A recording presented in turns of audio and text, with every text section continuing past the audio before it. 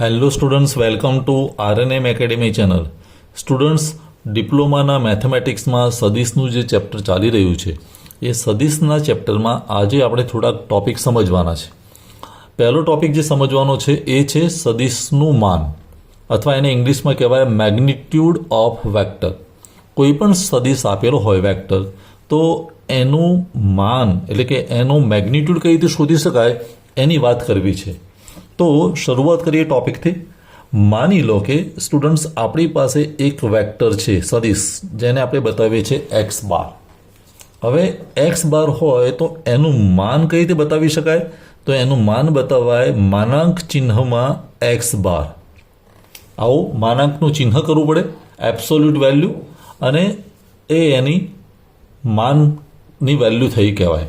હવે અહીંયા નેગેટિવ હોય તો પણ પોઝિટિવ થઈ જાય. માનાંક સિમ્બોલ એવો છે કે એમાં નેગેટિવ વેલ્યુને પણ કોઈ સ્કોપ નથી. નેગેટિવ પણ કેવી થઈ જાય? Positive value.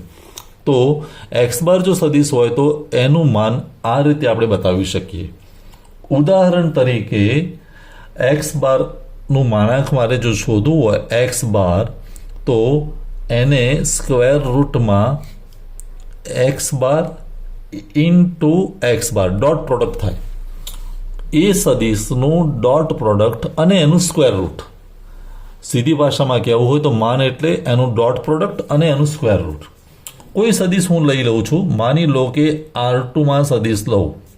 R2 આપણને ખબર છે, તો R2માં સદીશ એક્સ બાર હોય તો હું એને આ રીતે બતાવી શકું. x1 અને x2 બે સભ્યો છે, x1 x2. તો હવે એનું માન કઈ રીતે થાય? તો એક્સ બાર એનું માનાંકમાં વેલ્યુ ઇઝ ઇક્વલ ટુ આપણા નિયમ પ્રમાણે x bar dot x bar dot product થાય. હવે એક્સ બાર એટલે તો શું? x1 x2. તો આ પહેલી વાર મેં વેક્ટર લખ્યો x1 x2, એનું ફરી ડોટ પ્રોડક્ટ x1 x2. જો x bar dot x bar, તો x bar dot x bar. હવે ડોટ પ્રોડક્ટ આપણે શીખી ગયા છે, તો શું થાય? સ્ક્વેર રૂટમાં આ બંનેનો ગુણાકાર x1 ઇન્ટુ x1 એટલે x1 square plus x2 into x2 એટલે x2 સ્ક્વેર. તો ટૂંકમાં કહેવું હોય તો એક્સ બાર જ્યારે R2માં સદીશ હોય ત્યારે એનું માન એટલે પહેલાનો સ્ક્વેર પ્લસ બીજાનો સ્ક્વેર અને એનું સ્ક્વેર રૂટ, આવું થઈ શકે. સેમ વે હું જો R3માં સદીશ લખું, માની લો કે x bar is equal to x1 x2 અને x3 છે, તો એનું માન એક્સ બાર એબ્સોલ્યુટ તો કેવું લખી શકાય? સ્ક્વેર રૂટમાં પહેલાનો સ્ક્વેર એટલે x1 સ્ક્વેર પ્લસ બીજાનો સ્ક્વેર એટલે x2 square plus x3 square. તો આ રીતે જ્યારે સ્ટેપ મૂકીએ ત્યારે આપણને એની માન વેલ્યુ મળે એક્સ બાર માનાંકમાં, એટલે કે એબ્સોલ્યુટ વેલ્યુ અથવા એનું મેગ્નિટ્યુડ મળે. એક સેમ્પલ ઉદાહરણ લઈ લઈએ. માની લો કે દાખલા તરીકે આપણી પાસે કોઈ સદીશ છે x bar is equal to 1 2 2. R3નો સદીશ છે. તો હવે આનું મેગ્નિટ્યુડ શું થાય? તો એક્સ બાર એબ્સોલ્યુટ, તો સ્ક્વેર રૂટનો સિમ્બોલ, પહેલાનો સ્ક્વેર એટલે 1નો સ્ક્વેર પ્લસ બીજાનો સ્ક્વેર એટલે 2નો સ્ક્વેર પ્લસ ત્રીજાનો સ્ક્વેર એટલે 2નો સ્ક્વેર. અને તમે એનું સાદું રૂપ આપો તો શું થાય? 1નો વર્ગ એટલે 1, 2નો વર્ગ એટલે 4 વત્તા 2નો વર્ગ એટલે 4.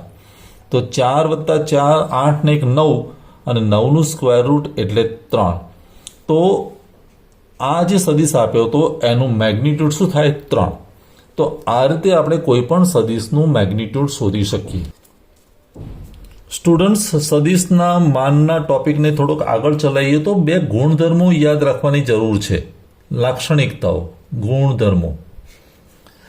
એક સદીશના માન વિશેનો નિયમ છે કે જે સદીશનું માન છે એક્સ બાર એબ્સોલ્યુટ, એ હંમેશા 0 કે 0થી મોટી વેલ્યુ હોય, એટલે હંમેશા પોઝિટિવ હોય.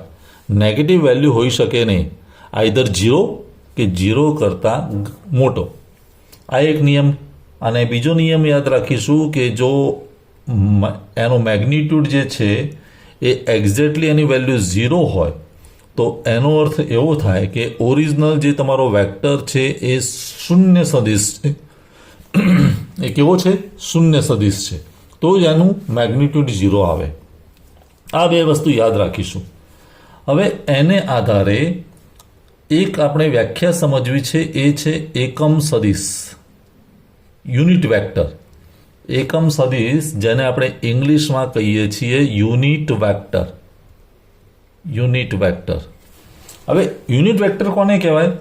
તો હું વ્યાખ્યા લખી દઉં. જે સદિશનું માન, આપણે માનની જ વાત કરીએ છીએ, જે સદિશનું માન જેને આપણે મેગ્નિટ્યુડ કહીએ છીએ, એક એકમ હોય. કેટલું? 1 યુનિટ. એક એકમ હોય તો એવા સદિશને શું કહી શકાય? એકમ સદિશ કહેવાય. એકમ સદિશ કહેવાય. વ્યાખ્યાને સમજીએ કે જે સદિશ છે, માનો કે x બાર, એનો હું મેગ્નિટ્યુડ શોધું અને એની વેલ્યુ 1 આવે તો એનો અર્થ કે આ જે સદિશ છે ને x બાર, એ એકમ સદિશ છે. એઝ ફોર એક્ઝામ્પલ હું એક વેક્ટર લઉં છું, x bar is equal to 1/3, 2/3, 2/3. બે વાર 1/3, 2/3, 2/3. આવો એક R3 નો સદિશ છે. હવે આનું માન શોધીએ તો x બાર માન તો કેવું થાય? પહેલાનો સ્ક્વેર એટલે 1/3 નો સ્ક્વેર એટલે 1/9. પછી બીજાનો સ્ક્વેર એટલે 2/3 તો 2 નો સ્ક્વેર 4, અહીંયા 9, પ્લસ ત્રીજાનો સ્ક્વેર તો એ પણ 4 અને 9. હવે તમે આનું સાદુરૂપ જ્યારે આપો ત્યારે લઘુત્તમ સામાન્ય અવયવ તો 9 આવે, ઉપર સરવાળો થઈ જાય તો 1 + 4 + 4 એટલે ઉપર પણ 9 થયું, નીચે પણ 9, એટલે સ્ક્વેર રૂટમાં આવ્યો 1 અને ઇઝ ઇક્વલ ટુ 1. તો આનું માન મને 1 મળ્યું. તો એનો અર્થ કે આ જે સદિશ છે x બાર એ એકમ સદિશ છે. એ કેવો સદિશ છે? યુનિટ વેક્ટર છે, એકમ સદિશ. તો એકમ સદિશની વ્યાખ્યા સમજવા જેવી છે. સ્ટુડન્ટ્સ, એક ટોપિક એવો પણ લેવો છે કે સદિશને આપણે ijk ના સ્વરૂપમાં કઈ રીતે બતાવી શકીએ. જે સદિશ છે એને ij અને kના સ્વરૂપમાં બતાવવાની વાત છે. ijk, i ઉપર બાર, j ઉપર બાર અને k બાર. તો ijk ના સ્વરૂપમાં કઈ રીતે નિરૂપણ કરી શકાય એ સ્વરૂપ આપણે સમજવાનું છે. ઉદાહરણ તરીકે આપણી પાસે એક વેક્ટર છે x બાર, R2 નો વેક્ટર છે, જેને બતાવું છું હું x1 અને x2 થી. હવે આને મારે ijk માં લખવું હોય તો કઈ રીતે લખી શકાય? Is equal to x1 i bar plus x2 j બાર. તો આ જે થયું તે વેક્ટરનું ijk ના સ્વરૂપમાં નિરૂપણ થયું. અહીં k મેમ્બરની વેલ્યુ 0 થઈ, કારણ કે R2 છે એટલે બે જ i અને j જ મેમ્બર અવેલેબલ છે. માની લો કે R3 નો વેક્ટર છે x bar is equal to x1, x2, x3. તો આને કઈ રીતે બતાવી શકાય?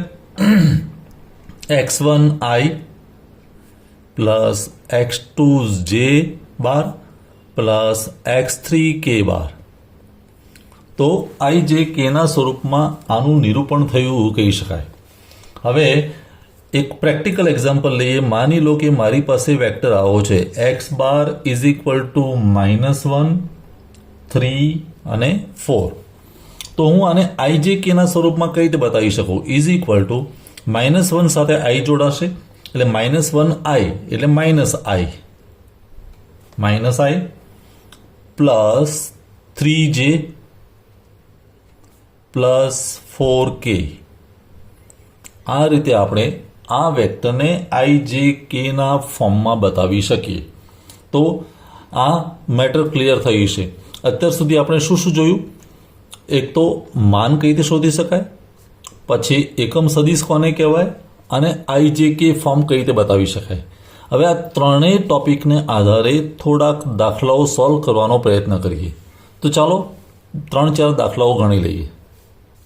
તો આજનો પહેલો પ્રશ્ન છે, ટાઇટલ આપેલું છે કિંમત શોધો. એમાંનો પહેલો પ્રશ્ન, i bar plus 2j bar plus 4k bar dot means dot product છે 3k બાર માઇનસ 2j બાર પ્લસ 4i બાર. હવે અહીંયા જે ijk ના સ્વરૂપમાં જે બે વેક્ટર આપેલા છે, એક વેક્ટર આ છે અને બીજો વેક્ટર આ, એને હું ઓરિજિનલ ફોર્મમાં લખવા પ્રયત્ન કરું તો કઈ રીતે લખાશે? ઇઝ ઇક્વલ ટુ, જો અહીંયા આઈની સાથે મલ્ટીપ્લાયર 1 એટલે 1, પછી જે સાથે મલ્ટીપ્લાયર 2 એટલે 2 અને 4, આવું લખાશે 1 2 4 ડોટ અહીંયા આઈનો મલ્ટીપ્લાયર આઈ છે છેલ્લે, પહેલો કે આપે છે, આપણે આઈ જ જોવાનું, તો આઈનો મલ્ટીપ્લાયર 4 એટલે 4, જેનો મલ્ટીપ્લાયર -2 અને કેનો મલ્ટીપ્લાયર 3. તો આ રીતે બે વેક્ટરને મેં લખ્યા 1 2 4 ડોટ પ્રોડક્ટ 4 -2 3. હવે ડોટ પ્રોડક્ટ આપણને ખબર છે, પહેલાનો પહેલી સાથે ગુણાકાર એટલે 1 અને 4નો ગુણાકાર પ્લસ 2 અને -2નો ગુણાકાર પ્લસ 4 અને 3નો ગુણાકાર અને એ ત્રણેયનો સરવાળો. તો 1 × 4 એટલે 4, 2 × -2 એટલે -4 અને 4 × 3 એટલે 12. તો આ કેન્સલ થઈ જાય તો જવાબ મળે 12. તો પહેલા પ્રશ્નની કિંમત આપણને મળે છે 12. એવો જ પ્રશ્ન બીજો આપેલો છે, i bar plus 2k bar dot 3j bar plus k બાર. તો ઇઝ ઇક્વલ ટુ ijk ના ફોર્મમાં લખીએ તો આઈનો મલ્ટીપ્લાયર એટલે 1, જેનો મલ્ટીપ્લાયર મીન્સ જે વાળું પદ જ નથી, ટર્મ નથી, એટલે જેનો મલ્ટીપ્લાયર 0 કહેવાય અને કેનો મલ્ટીપ્લાયર 2 કહેવાય. ડોટ અહીંયા આઈ નથી એટલે 0, જે સાથે 3 છે અને કે સાથે 1 છે. હવે આનો ગુણાકાર સીધો કરી દઈએ તો 1 × 0 એટલે 0 પ્લસ 0 × 3 એટલે પણ 0 પ્લસ 2 × 1 એટલે 2. તો જવાબ મળશે 2. તો બીજા પ્રશ્નનો એ જ રીતે કિંમત આવે છે 2.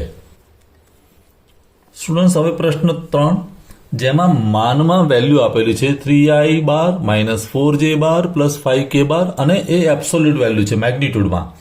તો ઇઝ ઇક્વલ ટુ હું આને કઈ રીતે લખી શકું? આ એબ્સોલ્યુટની સાઇન તો બરાબર, પણ અંદર વેક્ટર લખી દઈએ. તો આઈનો મલ્ટીપ્લાયર 3, જેનો મલ્ટીપ્લાયર -4 અને કેનો મલ્ટીપ્લાયર 5. આનું માન શોધવાનું છે. હવે માન શોધવું હોય તો શું કરવું પડે? સ્ક્વેર રૂટનો સિમ્બોલ, પહેલાનો સ્ક્વેર એટલે 3નો સ્ક્વેર પ્લસ બીજાનો સ્ક્વેર એટલે -4નો સ્ક્વેર પ્લસ 5નો સ્ક્વેર. હવે 3નો સ્ક્વેર એટલે તો 9, -4નો સ્ક્વેર એટલે 16 અને 5નો સ્ક્વેર એટલે 25. આ બધાનો સરવાળો કરીએ તો 25 + 16 એટલે 41 + 9 એટલે 50 આવે. અને 50ને હું આ રીતે લખી શકું 25 × 2, જેમાં 25નું સ્ક્વેર રૂટ નીકળે 5 √2. તો આ એની કિંમત થઈ. પ્રશ્ન નંબર 3નો જવાબ 5√2 મળે. અને આજના વિડીયોનો છેલ્લો પ્રશ્ન આ રીતે આપેલો છે, 2 પછી બ્રેકેટમાં i bar plus 2k bar plus 3 બ્રેકેટમાં 3j bar plus k બાર અને એનું મેગ્નિટ્યુડ. તો હવે મેગ્નિટ્યુડનો સાઇન એઝ ઇટ ઇઝ રાખીને બ્રેકેટ ઓપન કરી દઈએ. તો 2i બાર અને 2 × 2 પ્લસ 4k બાર પ્લસ 3 × 3 9j બાર પ્લસ 3 × k 3k બાર, આવું લખી શકીએ. હવે ijk ને ભેગા કરીએ તો શું થશે? આઈ વાળા પદ એક જ છે એટલે 2i બાર પ્લસ 9j બાર પ્લસ 7k બાર, આવું થઈ શકે. 4 ને 3 7k બાર. હવે આને હું વેક્ટરના ફોર્મમાં લખું તો આઈનો મલ્ટીપ્લાયર એટલે 2, જેનો મલ્ટીપ્લાયર 9 અને કેનો મલ્ટીપ્લાયર 7. હવે આનું મેગ્નિટ્યુડ એટલે શું કરી શકાય? ઇઝ ઇક્વલ ટુ સ્ક્વેર રૂટના સિમ્બોલમાં 2નો વર્ગ વત્તા 9નો વર્ગ વત્તા 7નો વર્ગ. અને આને તમે 2નો વર્ગ એટલે 4, 9નો વર્ગ એટલે 81 અને 7નો વર્ગ એટલે 49. આ બધાનો સરવાળો કરીએ તો 81 ને 9, 90 ને 40, 130 ને 4, 134. તો √134, સ્ક્વેર રૂટ ઓફ 134, આ એનો જવાબ આવે. તો ચોથા પ્રશ્નની કિંમત મળે 134નું સ્ક્વેર રૂટ.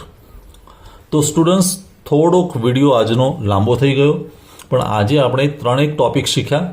માન કોને કહેવાય, એકમ સદિશ કોને કહેવાય, આઈજેકે સ્વરૂપમાંથી સાદામાં કઈ રીતે કન્વર્ટ કરી શકાય ને સાદાને આઈજેકેમાં કઈ રીતે લખી શકાય, અને એને આધારે પ્રશ્નો જોયા. કોઈ પણ ડાઉટ હોય તો કોમેન્ટ સેક્શનમાં જરૂર લખશો. ફરી મળીશું नेक्स्ट वीडियो में. Thank you for watching. Thank you very much. अगर आपको ये वीडियो पसंद आया है और आप मेरी चैनल पर नए हैं तो प्लीज मेरे चैनल को लाइक कीजिए, शेयर कीजिए और सब्सक्राइब जरूर कीजिए. Thank you very much.